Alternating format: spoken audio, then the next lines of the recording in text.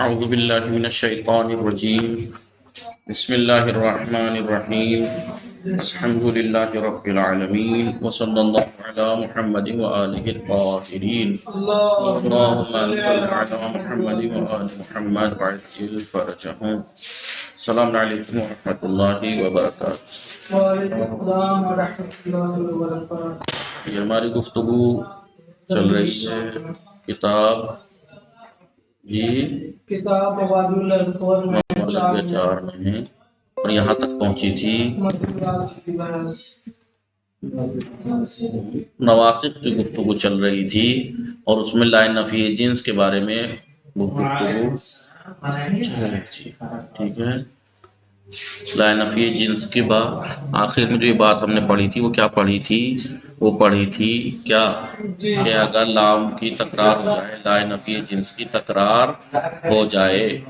اگر لا نفی جنس کی تکرار ہو جائے اور اس کا اسم یا تو نکرہ ہو یا معرفہ ہو، نکرہ ہو یا معرفہ، نکرہ ہو، ٹھیک ہے، تین صورتیں ہیں، ہاں چار صورتیں ہیں، نہیں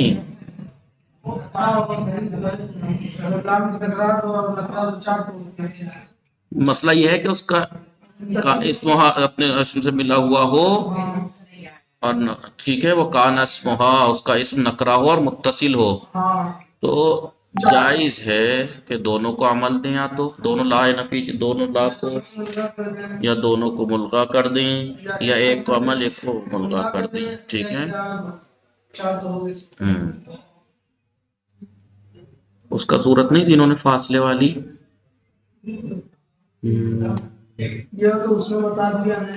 کہاں؟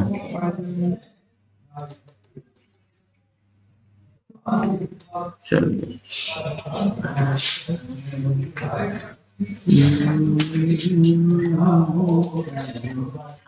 دیکھیے، وہ دیکھیے یہ کہہ رہے تھے کہ لا نفی جنس، لا نفی جنس، انہوں نے یہ کہا کہ ادھر سے پڑھو گے لا نفی جنس،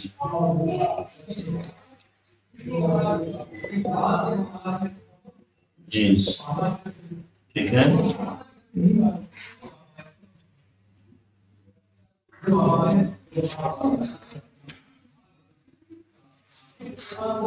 اگر تکرار ہو جائے، تکرار ہو جائے اور اس کا اسم نکرہ ہو اور وہ متصل ہو،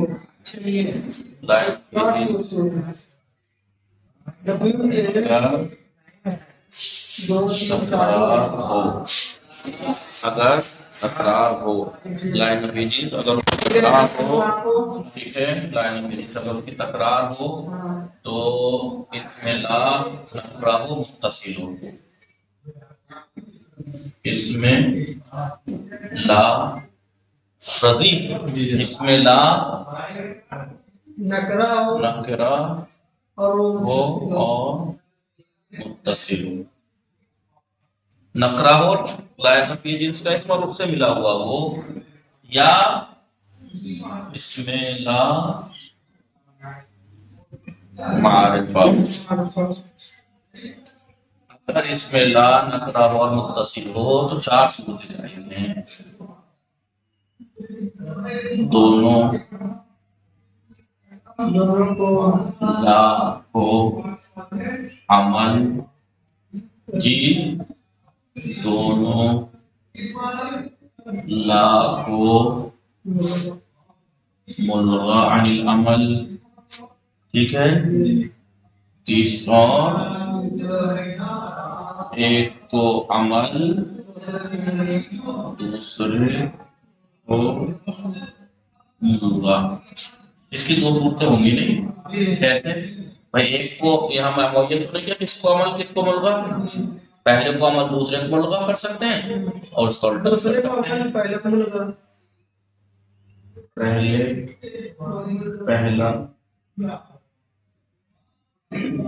پہلے کو عمل دوسرے کو ملغا جی پہلے کو ملغا دوسرے کو عمل ٹھیک ہے نہیں مثال کتاب میں رکھتی ہوں تو لکھنا ٹھیک ہے تو لائے نفی جنس اگر تکرار ہو اگر اس کا لائے نفی جنس کا اسم نکرہ ہو متصل ہو ٹھیک ہے یہ دیکھو انہوں نے لائے نفی جنس کا اسم متصل کی تو مثال دی تھی منفصل کی کہاں دی ہے اگر منفصل ہو تو کیا ہوگا پوچھ ہی رہا ہوں یہ تو اوپر دیا ہے بعد میں تو دیا نہیں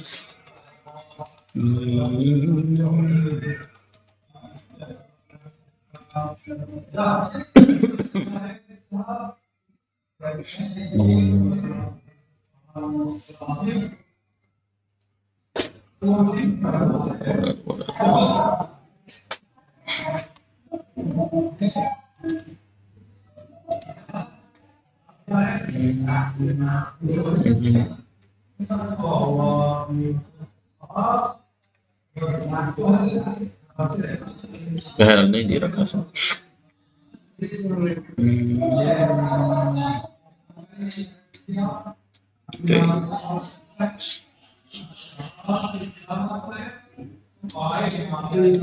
آئیے اب یہ کہہ رہے ہیں کہ اس میں لا اگر معرفہ ہو تو یہ کہہ رہے ہیں چاہے لا کی تکرار ہو یا نہ تکرار ہو چاہے لا کی تکرار نہ ہو چاہے تکرار ہو چاہے تکرار بھائی لا کی چاہے تکرار ہو ڈبل ہو چاہے نہ ہو تو کیا ہوگا ہوگا یہ معطوف کی بات چلیے بھائی رکھ دیں گے واجب رکھ دینا چاہے تکرار ہو یا نہ ہو اوپر غلط یہ دوسری کو ہمیں اس سے نہیں ملانا چاہیے تھا یہ الگ پوائنٹ ہے یہ معطوف کی بات اوپر والی لا کی تکرار کی بات یہاں مٹا دیجیے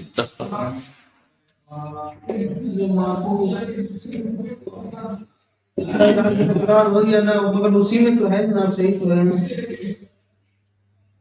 لا کی تکراری کی نہ بات ہو رہی ہے تو اگر اس میں لا نکرہ ہو اور متصل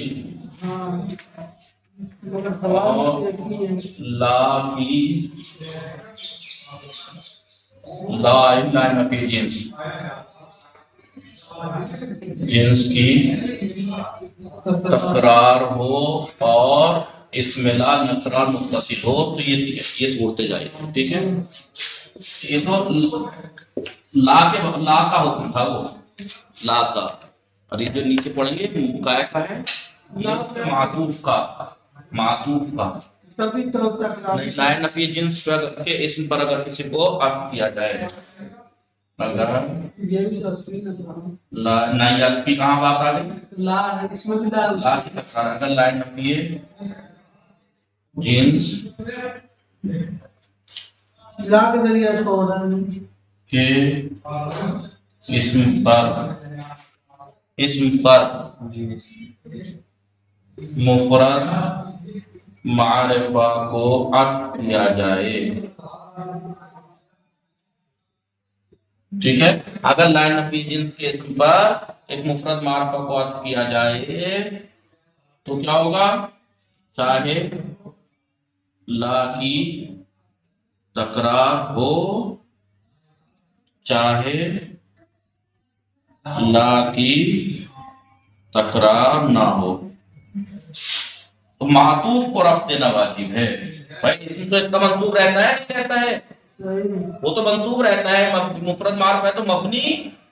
ورنہ تو منصوب اب اس کے اوپر جو اگر کسی مفرد معرفہ کو عطف کر رہے ہیں تو کیا کہنا ہے پھر رفع دینا واجب ہے معطوف کو رفع دینا واجب ہے رفع دینا واجب ہے پھر آپ معطوف کو رفع دیں گے چاہے اس کا اسم مبنی ہو چاہے منصوب ہو معطوف کو رفع دیں گے اگر وہ مفرد معرفہ ہے، یہ کہنا چاہ رہے تھے. یہی کہہ رہے ہیں کانو، یہ کہہ رہے ہیں اگر اذا تکررت لا، اگر لا کی تکرار ہو جائے اور اس کا اسم جو ہے وہ لا کا لا نفی جنس کا نکرہ ہو اور اس سے ملا ہوا ہو تو چار صورتیں ہیں. دونوں کو مقررتین، یعنی دونوں لا کو تکرار شدہ لام کو عمل دینا، جیسے لا حولا، لا کو عمل دیا، نہیں دیا حولا، دوسرے کو بھی دے دیا ولا قوتا، قوتا دونوں کو عمل دیا، وجاز الغاءہما دونوں کو ملغا بھی، جميعا سب کا پورا ملغا بھی، جیسے لا حول ولا قوت. اور جاز اعمال احداہما والغاء الاخری، ایک کو عمل دوسرے کو ملغا کرنا بھی جائز ہے، جیسے لا رجل میں پہلے کو عمل دے دیا، ولا امرات میں دوسرے کو ملغا کر دیا، اور اس میں لا رجل میں پہلے کو ملغا کر دیا دوسرے کو عمل دے دیا. پھر ابھی کہنا وَإِذَا كَانَ الْمَعْطُوفُ عَلَى اسْمِ اللَّهِ، اگر لا نفی جنس کے اوپر جو عطف کیا گیا معطوف ہے وہ معرفہ ہو، لا نفی جنس کے اسم پر جو عطف کیا گیا ہے وہ اسم معرفہ ہو تو وجب الرفع المعرفہ، اس معرفہ کو رفع دینا واجب ہے، سواء تکررت لا، چاہے لا کی تکرار ہوئی ہو او لم تتکرر. جیسے لا رجلا، یہ تو ٹھیک ہے لا رجلا لا نفی جنس ہے، رجلا اس کا اسم ہے مبنی بر علامت نصب ہے، لیکن ولا زید میں ولا زید فی الدار میں دیکھیں دوسرے کو عطف کیا مفرد ہے نہیں معرفہ، زید زید، اسے رفع دینا واجب ہے، چاہے لا کی تکرار ہوئی ہو جیسے یہاں ہوئی ہے، اور چاہے تکرار نہ ہوئی ہو، لا رجل و زید فی الدار. ٹھیک ہے، جائز نہیں ہے. بہرحال یہ بات اب آپ نئی بات شروع ہوتی ہے، ضمیر شأن. ضمیر شأن یاد ہے پہلے پڑھ چکے ہیں آپ ہدایہ وغیرہ میں،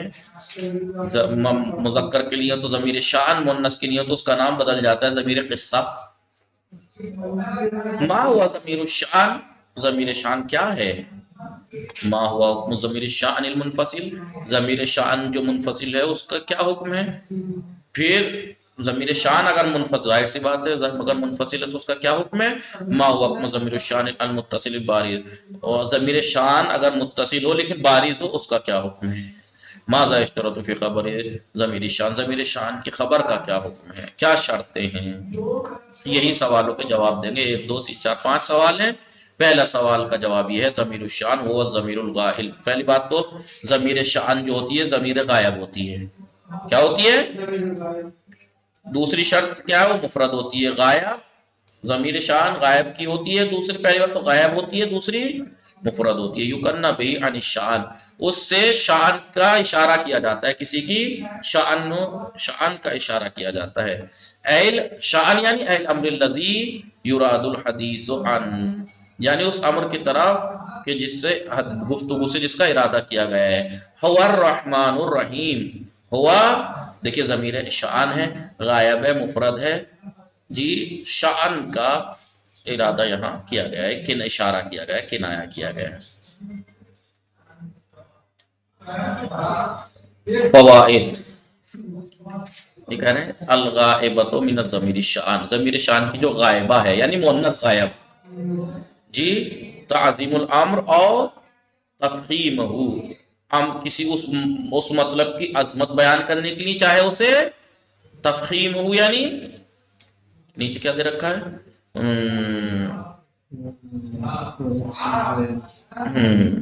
کس لیے آتی ہے، وہ کس لیے آتی ہے ضمیر یہ تعظیم امر کے لیے، تفخیم کے لیے، یا تو اس کو بہت بڑا بنانے کے لیے یا اسے ہلکا دکھانے کے لیے، اس بات کو یا تو بڑا بنانے کے لیے یا نیچا دکھانے کے لیے. جیسے کأن المتکلم، جیسے گویا کہ متکلم یذکر ھذا الامر، اس امر کو ذکر کرتا ہے اولا، پھر بے وجہ مبہم، کسی چیز کو ایک مبہم طور پر بیان کرتا ہے یعنی بالضمیر کے ساتھ، اے بالضمیر ضمیر کے ساتھ، پھر اس کے بعد حتی یتنبہ السامع، پھر اس کے بعد وہ سامع کو متنبہ اور آگاہ کرتا ہے الی اہمیت ہی، اس کی اہمیت کی طرف. مثال کے طور پر ضمیر شان کب آتی ہے کہ متکلم کسی امر کو پہلے تو مبہم طور پہ بیان کرتا ہے ضمیر کے ساتھ، پھر اس کے بعد سامع کو متنبہ کرتا ہے کہ یہ امر جو میں نے بیان کی ہے بہت اہم ہے، ثم یفسر بالجملہ، پھر وہ جملے کے ذریعے اس کی تفسیر کرتا ہے، لیزیل الابہام، تاکہ ابہام کو ختم کر دے، ابہام نہ رہ جائے، اس کو ختم کر دے۔ ایک تو ضمیر شان جو ہے وہ غائب جو کی جو ہوتی ہے وہ تو کیا ایک ہے الغایت تو ہے، غایت ہے یار، میں غائبہ غائبہ پڑھ رہا ہوں، آپ بتا بھی تو نہیں رہا، اس میں اسکرین میں صاف نہیں دکھ رہا ہے اس کی پی ڈی ایف میں۔ الغایت من الضمیر شان، ضمیر شان کی غایت کیا ہے؟ ہدف اور مقصد۔ ضمیر شان کا ہدف کیا ہے؟ اور میں کہہ رہا ہوں الغایت من الضمیر شان، یہاں پہ آپ لوگ بتا بھی نہ رہے کس میں پتہ نہیں۔ الغایت من ضمیر شان، ضمیر شان کا مقصد کیا ہے؟ کسی امر کی عظمت بیان کرنا یا کسی امر کی چھوٹا پن بیان کرنا کہ اب بہت چھوٹا ہے یا یہ امر بہت بڑا ہے، یہ چیز یہ بیان کرنے کے لیے آتا ہے۔ گویا کہ متکلم اس امر کو ذکر کرتا ہے پہلے مبہم طور پر یعنی ضمیر کے ساتھ، پھر اس کے بعد سامع کو جو سامنے والے کو وہ متنبع کرتا ہے اس امر کی اہمیت کے بارے میں، پھر ایک جملے کے ذریعے اس کی تفسیر کرتا ہے تاکہ ابہام ختم ہو جائے۔ پھر یہ کہہ لا یکون ھذا الضمیر الا بلفظ الغائب، اور یہ ضمیر فقط لفظ غائب سے ہو سکتی ہے، مفرد سے۔ ضمیر پہلے تو غائب ہو مفرد، تو اس امر کی جو اہمیت یا چھوٹا پن اگر تفسیر کرنا ہے تو یہ تو فقط ضمیر غائب کے ذریعے اور مفرد کے ذریعے، غائب و مفرد کے ذریعے ہو سکتی ہے، تاکہ لیطابق ما یراد به من الشأن او القصہ، تاکہ وہ مطابق ہو جائے جو اس کا ارادہ کیا گیا ہے ضمیر شان اور قصہ کا۔ ٹھیک ہے، اب ضمیر الشان قسمان، ضمیر شان کی دو قسمیں، ضمیر یہ منفصل بھی ہوتی ہے اور متصل بھی، لیکن ہوگی غائب اور مفرد ہی۔ ٹھیک ہے، ٹھیک ہے، حکم ضمیر الشان المنفصل۔ اب ظاہر سی بات ہے ضمیر شان جب دو طرح کی ہو گئی، متصل اور منفصل، تو ضمیر شان کی تعریف پتہ لگ گئی۔ ضمیر شان ایک ضمیر مفرد اور غائب ہے کہ جو کسی امر کی اہمیت کو، امر کی عظمت کو یا اس کے چھوٹے پن کو بیان کرنے کے لیے آتی ہے، اس کے ذریعے پھر ایک اس کے بعد ایک جملے کے ذریعے سے اس ابہام کی تفسیر کی جاتی ہے۔ جو گویا کہ متکلم ایک امر بیان کرتا ہے مبہم طور پہ تھوڑا سا، پھر اس کے بعد ضمیر شان لا کے اس کی اہمیت کو بیان کرتا ہے، تفسیر کرتا ہے ایک جملے کے ذریعے سے۔ تو یہ ضمیر شان یا لفظ غائب مفرد ہی سے آ سکتی ہے، ضمیر ہے پہلی بات تو یہ، اور یہ مفرد غائب ہی آئے گی۔ اب ظاہر سی بات ہے مفرد غائب کی ضمیر متصل بھی ہو سکتی ہے اور منفصل بھی۔ اگر حکم ضمیر شان منفصل، دونوں کا حکم الگ ہے۔ اگر ضمیر شان منفصل ہے، ٹھیک ہے، حکم یہ ہے کہ وہ مبتدا ہو، جیسے هو الذین هو الدین اساس التمدن، تو یہ ہوا مبتدا ہوگا، ٹھیک ہے، یا ہے دنیا تمکر باہلھا، وہ دین جو ہے وہ تمدن کی اساس اور بنیاد ہے، یا دنیا اس کی دنیا والوں کو دھوکہ دیتی ہے۔ تو ہوا اور ہے دو مثالیں کیوں لا دی؟ تاکہ آپ کو ضمیر شان اور ضمیر قصہ دونوں کی مثالیں دے دیں۔ ہوا ہے ضمیر شان مذکر کے لیے ہو تو ضمیر شان، مؤنث کے لیے ہو تو ضمیر قصہ کہلاتی ہے۔ تو دیکھیے منفصل ہے یہ ضمیر، متصل تھوڑا ہی ہے، اس کا حکم کیا ہے کہ یہ مبتدا ہو، یہ مبتدا ہے بعد والا خبر۔ فائدتن ویکون ایضا اسما، اور یہ ضمیر شان جو ہے، ابھی انہوں نے کہا مبتدا، انہوں نے کہا کبھی کبھی نہ ویکون، اور یہ اسم بھی ہوتی ہے۔ اب ظاہر سی بات ہے نواقص داخل ہو جائے تو پھر یہ اسم ہو جائے گی نا، لما العاملہ عمل لیسا، وہ ماں، یہاں پہ ماں، اگر ماں ہو، وہ ماں جو عمل کر رہا ہو لیسا والا، وہ ماں جو عمل کر رہا ہے ماں شبیب لیسا، یاد ہے نا ماں اولا شبیب لیسا، تو یہ جو ضمیر شان و قصہ ہے اس کا حکم یہ ہے کہ مبتدا ہوگی، اور ماں عامل شبیب لیسا کا اسم بھی ہوتی ہے۔ وما ہوا من یحصل، کیا ہے یحصل؟ وما هو من يعصل کدوما، دیکھیے وما ہوا ماں شبیب لیسا ہے، تو اب یہاں پہ آپ یہ نہیں کہیں گے ہوا مبتدا ہے، اوپر جو کہا کہ ضمیر شان کا یہ اگر منفصل ہے تو اس کا حکم یہ ہے کہ وہ مبتدا ہو، کہا کہ ہاں مبتدا ہوتی ہے، لیکن اگر مائے ناف شبیب لیسا آ جائے تو پھر وہ اس کا اسم ہوگی۔ صحیح بات ہے۔ یہ تو تھی ضمیر شان منفصل کا حکم، لیکن اگر اذا کان ضمیر الشان متصلا، اگر ضمیر شان متصل ہو بارزن، اور اس بارز اور آشکار ہو، تو کیا وہ خص بان و اخوات، تو اس وقت وہ ان اور اخوات ان سے، ان اور اس کے اخوات ان، جی النار، النار اس کے افعال سے مختص وہ ہوگی، یہ پھر مخصوص اسی کے ساتھ آئے گا، وہ افعال القلوب اور افعال قلوب، یعنی افعال قلوب اور حروف مشبہات بالفعل ان سے مخصوص ہوگی، پھر انہی کے ساتھ آئے گی، جیسے انھا القناعۃ غنا، دیکھیں انّا کے ساتھ ہے نہیں ہاں، ضمیر شان ہے، متصل ہے، ملی ہوئی ہے انّا سے، بارش بھی ہے دکھائی دے رہی ہے، تو یہ کہہ رہے ہیں کہ ضمیر شان و قصہ یا تو ضمیر متصل ہے یا منفصل ہے، جی ضمیر منفصل ہے تو اس کا حکم یہ ہے کہ وہ مبتدا ہو یا مائع شبیہ الیسا کا اسم، ٹھیک ہے، اور اگر ضمیر شان متصل اور بارز ہو تو پھر یہ حروف مشبہات بالفعل اور افعال قلوب سے مخصوص ہوگی، انہی کے ساتھ آئے گی، پھر یہ انھا القناۃ غنان، انّا کی مثال دے دی، اخبر تو جی یا اخبر تو انہو یقول امیر، ٹھیک ہے، اب یہاں پہ انّا کی مثال دے دی، انّا کی دے دی، انّا کی، دیکھیں ہو ضمیر متصل ہے، بارز ہے، ضمیر شان، یا زنن تو افعال قلوب میں سے زنن تو ہو کیا ہے، ضمیر متصل ہے، بارز ہے، تو یہ اس کا حکم یہ ہے، سمجھ میں آیا حکم رضی بھائی؟ ضمیر شان و قصہ، زمینوں نے کہا پہلے تو ضمیر شان و قصہ کی آپ کو تعریف معلوم ہونی چاہیے، ضمیر شان و قصہ کی تعریف معلوم ہونی چاہیے،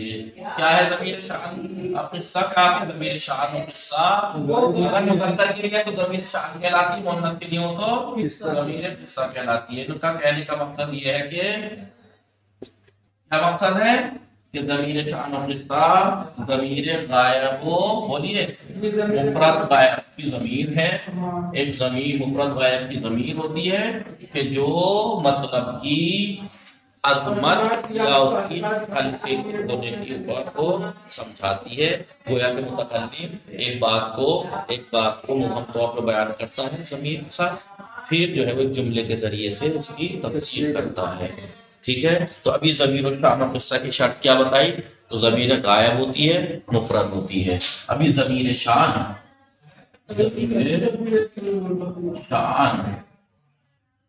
منفصل ہوتی ہے، منفصل ہوگی تو کیا ہے، مبتدا مبتدا ہوتی ہے، مبتدا ہوتی ہے، سمجھ میں آ رہا ہے، یا ما نافیہ شبیب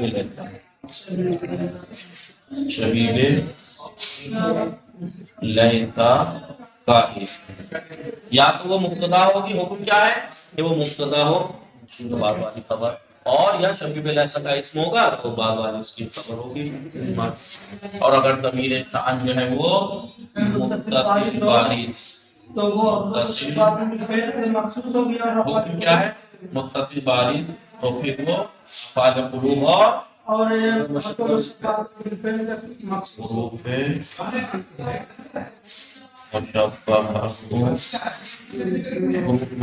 بالفعل اور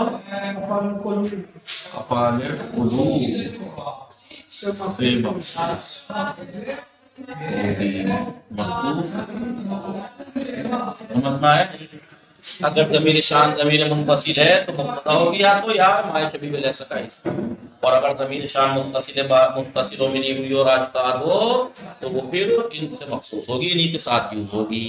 یہ شرط ہے اس کی، کیا ہے یہ شرط ہے اس کی، آ گیا یہ، پھر اس کے بعد فوائد، ٹھیک ہے، یستثنی من اقوات انّا کے اقوات سے مستثنی کیا گیا ہے، بولیے ان و کان المخففتان، ہاں انّا کے یہاں پہ انہوں نے جو کہا نا کہ پھر یہ مخصوص ہوگا انّا اور اس کے اقوات سے، تو اس کے اقوات میں سے انّا کاننا لیکن اللہ مراد ہیں، لیکن وہ انّا اور کاننا جو مخفف ہو جائیں، ان اور کان ہو جائیں تو پھر بولیے وہ خارج ہیں، کیوں خارج ہیں، یاد ہے پیچھے حروف مشبہات بالفعل کے حکم یہ تھا کہ انّا اور کأنّا اگر مخفف ہو جائیں، یعنی ان اور کان ہو جائیں تو پھر ان کا اسم ہمیشہ محذوف رہتا ہے، ہمیشہ سب محذوف رہتا ہے وجوباً، لہذا پھر وہاں ضمیر شان و قصہ آ ہی نہیں سکتا جب محذوف ہے وجوباً۔ تو یہ کہہ رہے ہیں ان الجملۃ بعد ان وان ان واخواتها فی محل الرفع، وہ جملہ جو ان اور اس کے اخوات کے بعد آئے، اب ظاہر سی بات ہے ضمیر شان جب اس سے ملی ہوگی تو اس کا اسم ہوگی نا، تو اس کے بعد جو جو جملہ جو اس کے بعد میں آئے گا محل رفع میں آئے گا کیونکہ خبر ہوگا بھائی ضمیر شان تو اس کا اسم ہو جائے گا۔ یاد ہے وہ مشبہۃ بالفعل